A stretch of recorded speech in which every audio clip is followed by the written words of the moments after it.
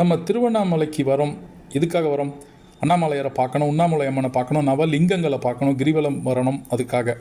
ஆனால் அந்த வந்த விஷயம் ரொம்ப ரொம்ப முக்கியமான விஷயம். அவர் அருள் இல்லாமல் அங்கே நுழையவே முடியாது. அதை நம்ம செய்கிறதில்ல. அதனால் உங்களுக்கு முக்கியமான ஒரு 3 விஷயத்தை இங்கே சொல்கிறேன். முடிஞ்ச வரைக்கும் ஃபாலோ பண்ணுங்கள்.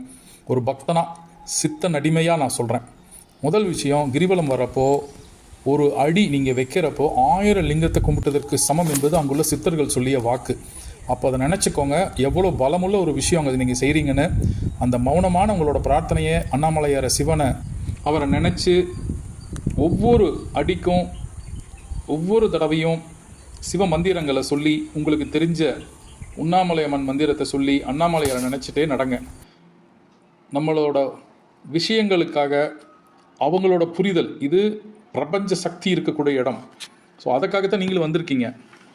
அதை உணர்ந்து அந்த அருள் வாங்கணும் அப்படிங்கிற விஷயத்தில் மும்முரமாக இருங்க. வேறு எந்த கவனச்சிதறலும் பண்ணி எந்த விஷயங்களையும் பேசாதீங்க.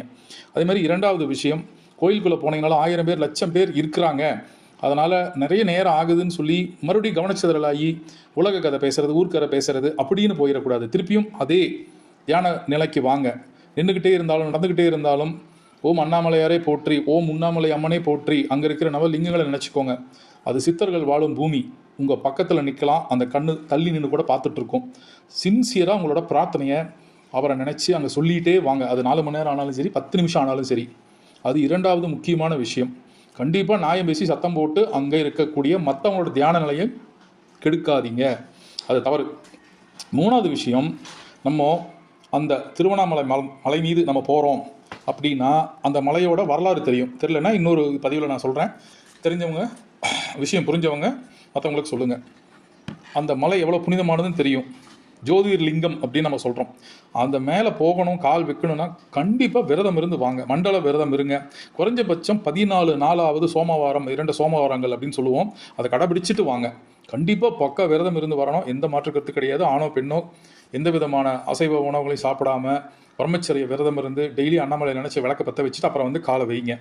ரமண மகரிஷியோட வாழ்ந்த பூமி, ஒவ்வொரு இடத்துலையும் அவர் கால் பட்டிருக்கு. சித்த பூமி அது. அதனால் பார்த்து வாங்க. விருப்பாட்ச குகையில் தியானம் பண்ணுங்கள். ரொம்ப நேரம் முடிஞ்ச வரைக்கும் தியானம் பண்ணுங்கள். வழியில் 2-3 சித்தர் மடங்கள் சின்ன சின்னதாக இருக்கும், அங்கே தியானம் பண்ணுங்கள். ரமண மகரிஷி ஆசிரமத்துக்கு வந்து முடிச்சுக்கோங்க. உங்களுடைய வேண்டுதல் அங்கே நிறைவேறலாம். பாருங்கள், இப்போ நான் இருக்கிற இடத்துல எவ்வளோ பைரவர்கள் வந்திருக்காங்கன்னு. அந்த சக்தி மகிமை உங்களுக்கு புரியும்னு நினைக்கிறேன்.